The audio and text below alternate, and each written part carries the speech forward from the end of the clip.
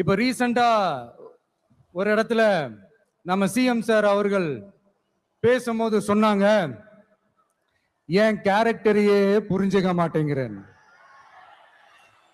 இது cinema dialogue இல்லையா?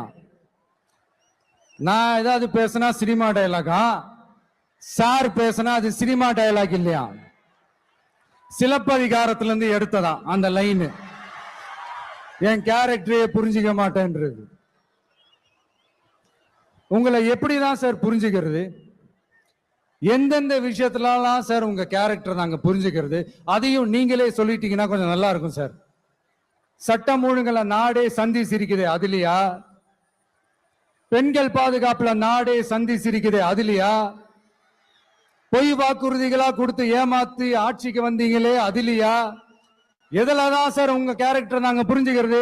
ஆனா ஒண்ணு, தமிழ்நாட்டுல ஆட்சி செய்யற நீங்களும் சரி, ஒன்றியத்துல ஆட்சி செய்யறவங்களும் சரி, நீங்க ரெண்டு பேரும் முதல்ல என்னோட கேரக்டரை புரிஞ்சுக்கணும் சார்.